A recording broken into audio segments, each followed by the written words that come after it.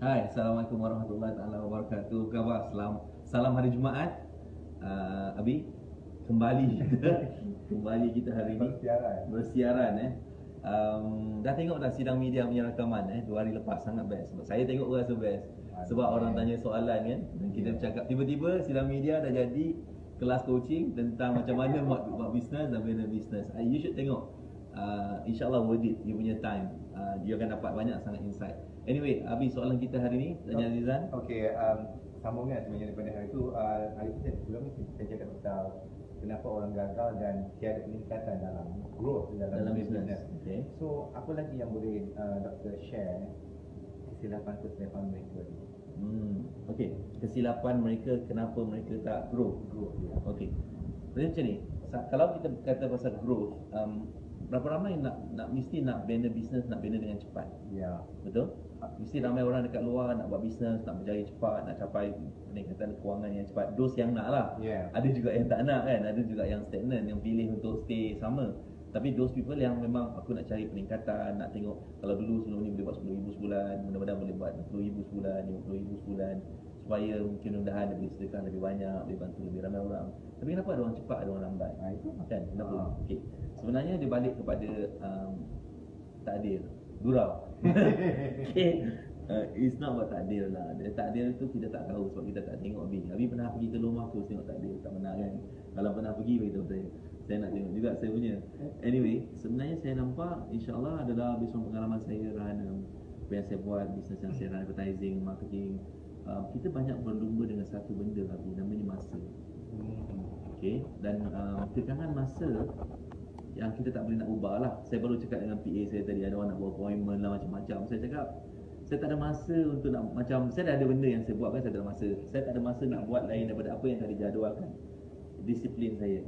Jadi dia nak minta masa sekejap je nak jumpa 10 minit. It's not about 10 minit. Saya cakap apa kata you bagi masa you kat I. Lepas tu dia kata dia pun nak masa. Saya kalau masa ada dijual dekat kedai, mesti ramai orang nak beli. You know, the thing is, you ada duit banyak pun, you tak boleh beli masa. 24 jam. You know, kejap lagi dah solat Jumaat, kejap lagi dah habis Jumaat. Baru Jumaat kita dah lalu, kan? Kalau jadi masa tu sangat mahal. Jadi bila pasal mahal ni tak boleh beli. So kenapa ada yang peningkatan cepat, ada yang lambat? Bagi saya adalah orang yang faham tentang masa.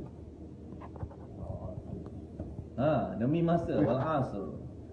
Wal asr innal insana lafi khusr.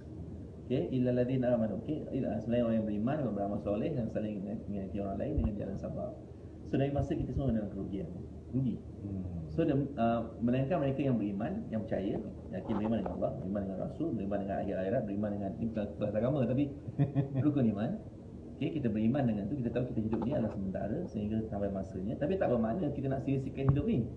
Sebab hidup ni lah jadi jabatan penentuan kita hari ni dan besok akan datang kan. Manfaat macam mana kita buat. Jadi dia jadi kita punya account lah, nak pengiraan. Masa dunia ni lain kira apa kita buat baik bala baik, buat jahat bala jahat. Masa dalam kubur tu dah tak cerita balas lagi dah. Tak cerita apa kita buat lagi dah, dia cerita tentang apa balasan apa yang kita buat. Kan? So kat sini tempat kita nak bercucuk tanam. So bila kita buat bisnes, kita kena faham tentang masa. Kita kena faham tentang apakah shortcut untuk nak bina bisnes. Apakah shortcut? Okay. Bagi saya, umur saya 42. Alhamdulillah. Saya start bisnes, umur saya masa tahun 1998 adalah 24 tahun. Okay, lebih kurang 24 tahun. Saya gagal 3 tahun pertama. Saya buang masa 3 tahun. Sebab masa tu ego, tak nak belajar dengan orang lain yang dah berjaya. Pada tahun 2000 tiba-tiba tersedar, okay, aku kena belajar ni, kita tanya dah buat silap kan. Tak ada orang nak ajar. So saya dapati kemudian bila saya start ada mentor apa semua, benda yang akan menjimatkan masa kita adalah cara kita nak tebus, bukan tebus lah, nak shortcutkan perjalanan kita ni. Sebab buat bisnes ni, kita akan start dari kosong dan naik, betul? Proses dia adalah, cabaran dia adalah lebih kurang sama.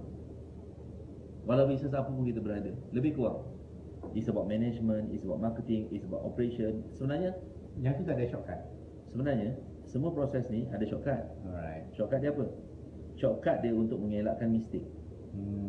Dengan mistake, kesilapan.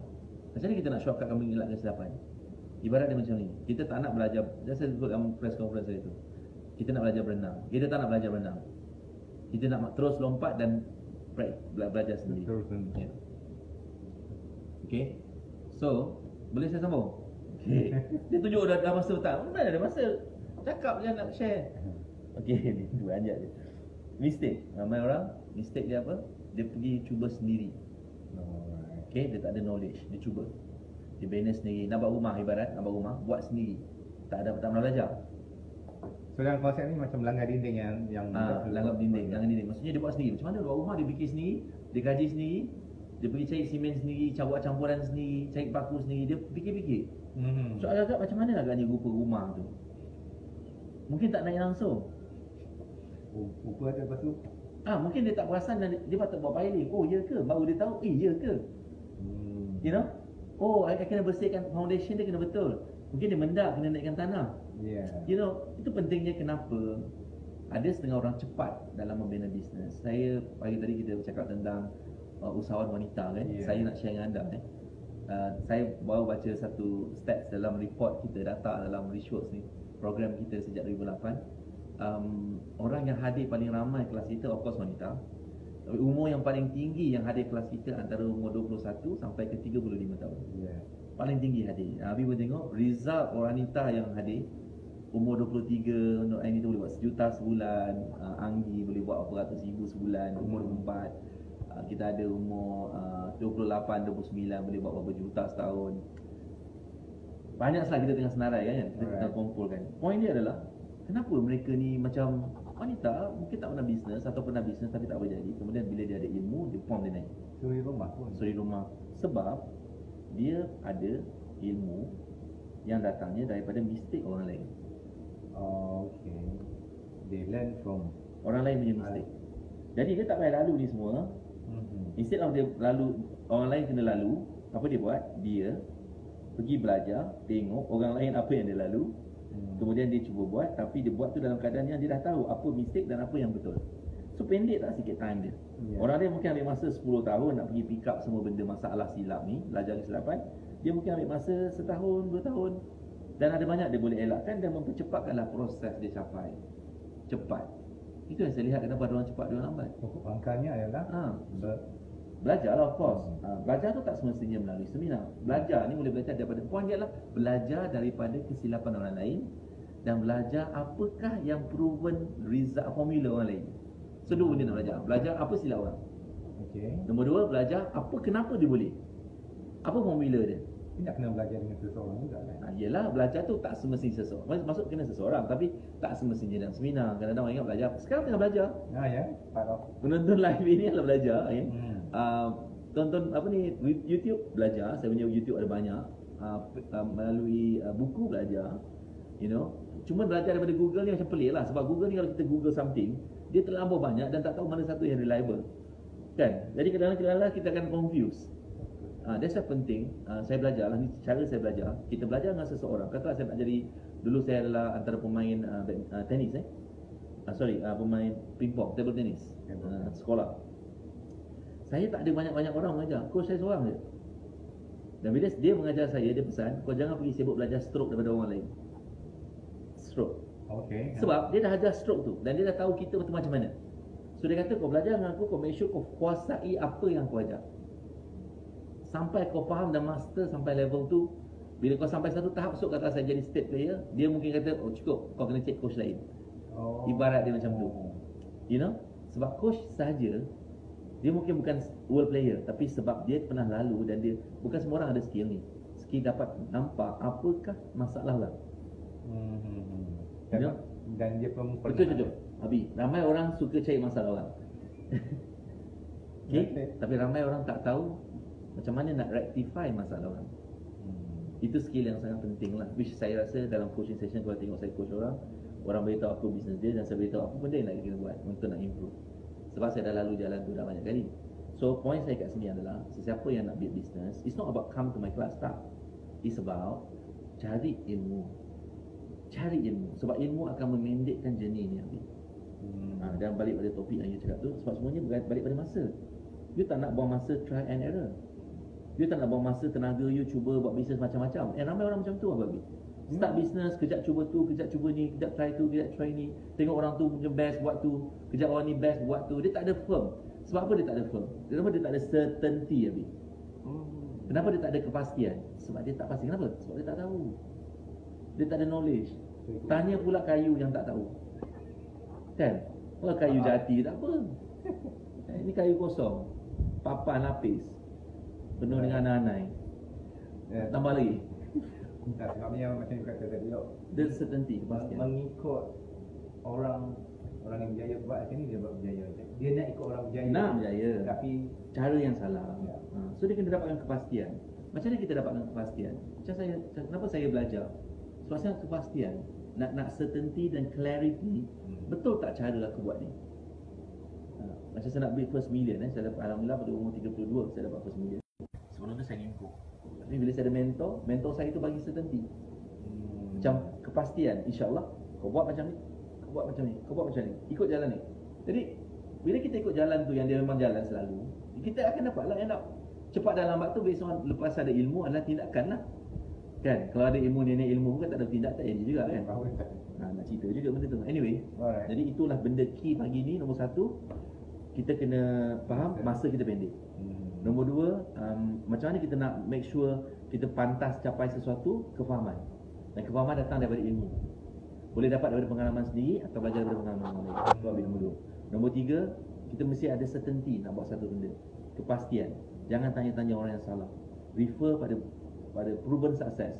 Saya ingat lagi pada tahun 2000 saya tanya soalan, kenapa orang berjaya tu berjaya? Dia kata mentor, salah satu lagi dia cakap adalah cari proven success result. Proven success result. Kalau orang tu dah buat ada result, kau hanya copy je result tu. Ikut je step dia. Simple as that. So I think that would be answering your question lah. Untuk bagi ni demi masa. Shortcut untuk potong masa lah. Dan apa kita cuba buat kat sini adalah dalam sesi ni saya rasa kita nak add value supaya ramai orang jimat masa. Betul tak? Mungkin you tahu benda ni, tapi mungkin tahu, tapi ramai orang tahu, tapi ramai orang tak tindak pun. At the end of the day. Maksudnya macam tu lah, macam okey ya. Contoh hari ni hari Jumaat. Kau tahu hari ni solat Jumaat, kita patut mandi sunat solat Jumaat, mandi sunat Jumaat. Tahu, tapi bukan semua orang buat. Kan? Orang yang tahu kita kena baca surah Al-Kahfi, tahu, tapi bukan semua orang baca. Kena banyakkan selawat hari ni 1000 kali, tapi berapa orang yang nak buat? Tindakan lah. Tindakan. Betul tak? Orang tahu pergi masjid sampai awal duduk kat depan tu paling baik. Tahu, tapi masih lagi duduk kat luar, kat longkang. Kan? Sebab makan dulu, semua penting, benda lain penting. Tahu, tapi ramai orang tahu, tak ada tindakan. At the end of the day, tu balik pada kita lah, apa yang kita nak. Alright? Okay Abi, selamat salam Jumaat. Alright, saya harap anda enjoy belajar sesuatu. Dan insyaAllah kita jumpa kalau kita sempat next week. Kita sibuk dengan kelas. Hari ni petang ni kita start dengan Master of Business. Saya mengajar macam mana nak kuasai perniagaan di level MBA. Macam mana dalam masa 5 hari you akan faham bisnes tu dengan key things, benda penting yang akan buat bisnes you melonjak. You tak spend 500 tahun nak pergi faham benda ni. 5 hari you faham semua benda. 5 hari. Ini adalah kita darah ni sejak tahun 2010 lagi. Dia adalah special module yang kita develop based on experience. Dan kita dapatkan professional advice daripada people orang seperti kita ada Brian Tracy. He's the special advisor for this Master Business punya module. So dia based on their experience, dia kata this is the key things yang orang kena faham bila nak build business. So tak mahu rasa buat silap. Alright, okay, terima kasih banyak. I hope you learn something hari ni. Kalau you rasa apa yang kita kongsi ni bermanfaat, komen kat bawah bermanfaat. Kalau rasa tak suka, then dislike dan tak payah tengok. Kalau bagus, share dengan orang lain. Sebab memang bukan semua nak belajar. Siapa yang nak, bantu orang lain, mudah-mudahan benda ni manfaat kat you juga, manfaat kat orang lain juga. Alright, kita jumpa nanti next time. Assalamualaikum warahmatullahi wabarakatuh.